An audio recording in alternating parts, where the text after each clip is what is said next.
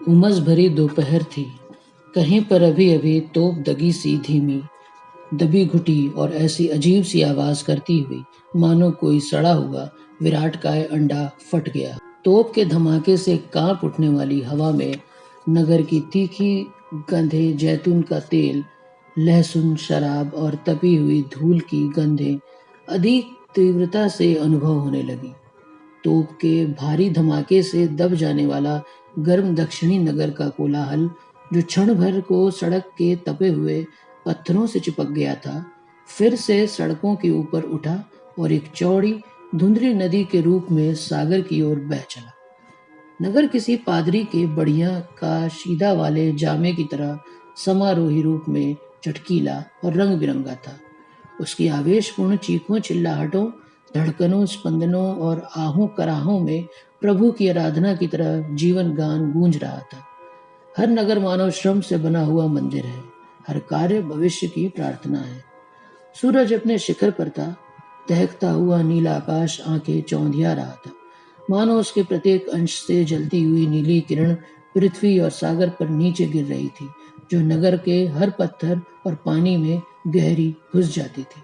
सागर रुपहली कशीदाकारी से खूब सजे रेशमी कपड़े की तरह चमक रहा था और तनिक हरी गुनगुनी लहरों की स्वप्निल गति से तट को छूते हुए जीवन और सुख सौभाग्य के स्रोत अर्थात सूर्य की महिमा का धीमा धीमा और बुद्धिमतापूर्ण स्तुतिगान गा रहा था। धूल से लथपथ और पसीने से तर लोग खुशी भरी और ऊंची आवाजों में बातचीत करते हुए दिन का भोजन करने को भागे जा रहे थे।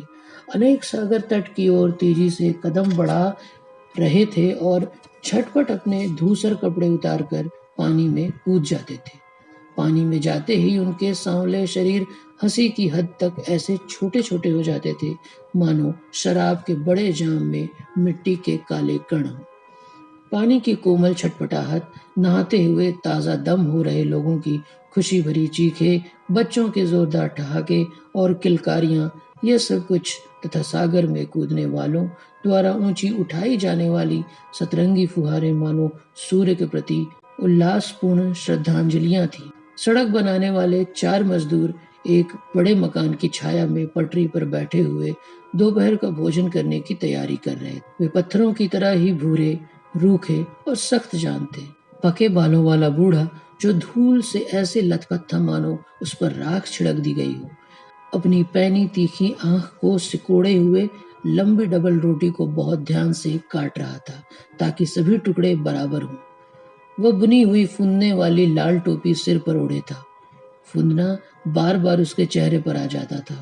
बूढ़ा देवदूत जैसे अपने बड़े मस्तक को बार बार आगे पीछे झटकता था। तोते की चोंच जैसी उसकी नाक के नथुने फूल जाते और वह उन्हें सुड़सुड़ाता। सांवले शरीर और बिल्कुल गुबरैले जैसे काले बालों वाला एक तरुण उसकी बगल में गर्म पत्थरों पर चित्त लेटा था। डबल रोटी के कण उसके चेहरे पर गिर रहे थे। वह धीरे धीरे आंख मिचमिचाता, सिकोड़ता तथा धीमे धीमे ऐसे गाता था मानो नींद में गा रहा हो। 2 अन्य मजदूर पर सफेद दीवारों के साथ पीठ ठिकाए हुए ऊँघ रहे थे। एक हाथ में शराब की बोतल और दूसरे में छोटा सा बंडल लिए हुए एक छोकरा इनकी तरफ आ रहा था।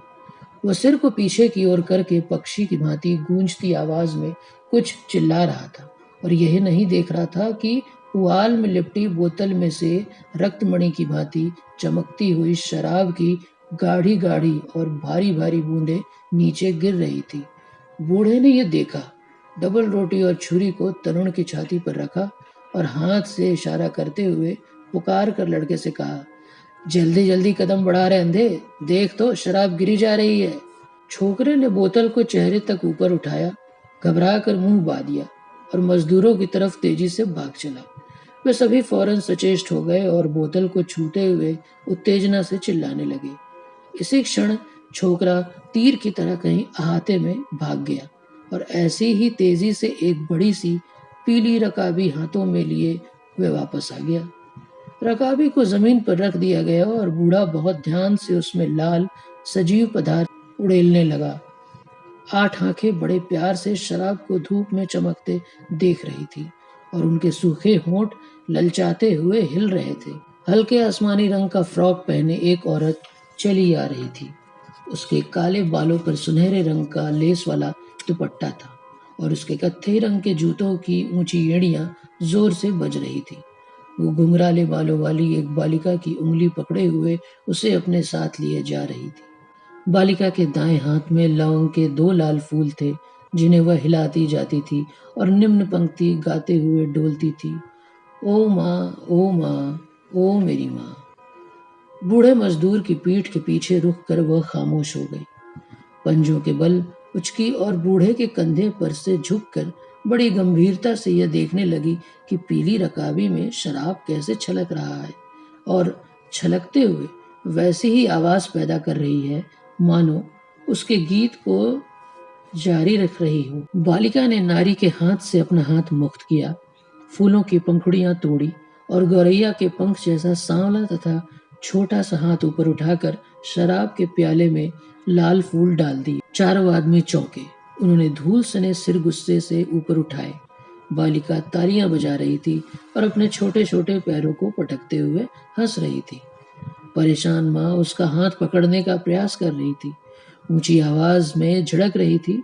छोकरा ठाके लगाता हुआ दोहरा होता जा रहा था और फूलों की पंखुड़ियां छोटी छोटी गुलाबी नावों की भांति प्याले में तैर रही थी। बूढ़े ने न जाने कहां से एक गिलास निकाला, पंखुड़ियां समेत ही शराब उसमें डाली। मुश्किल से उठा और गिलास को होठों से लगाकर तसल्ली देते हुए संजीदगी से कहा, कोई बात नहीं श्रीमती जी, बच्चे द्वारा दिया गया उपहार भगवान का उपहार होता है। सुंदरी, आपकी सेहत का और बिटिया तुम्हारी भी सेहत का जाम पीता हूँ। कामना करता हूँ कि तुम माँ की तरह सुंदर और दुगनी सौभाग्यशालिनी बनो। इतना कहकर उसने अपनी सफेद मूछें लिबास में घुसेड़ी, आंखें सिकोड़ी, होठों से चपचप करते और टेढ़ी नाक को हिलाते डुलाते हुए गहरे लाल रंग की शराब के छोटे छोटे घूंट भरने लगा। माँ मुस्कुराई। उसने इन लोगों को सिर झुकाया तथा बच्ची का हाथ थाम कर आगे चल दी।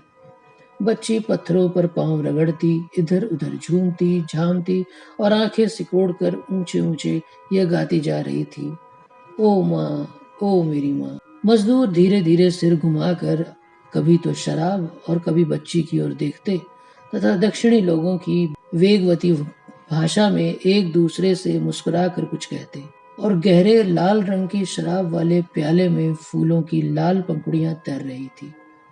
सागर गा रहा था, नगर गुनगुना रहा था और कथाओं का ताना बाना बुनता हुआ सूरज खूब चमक रहा था।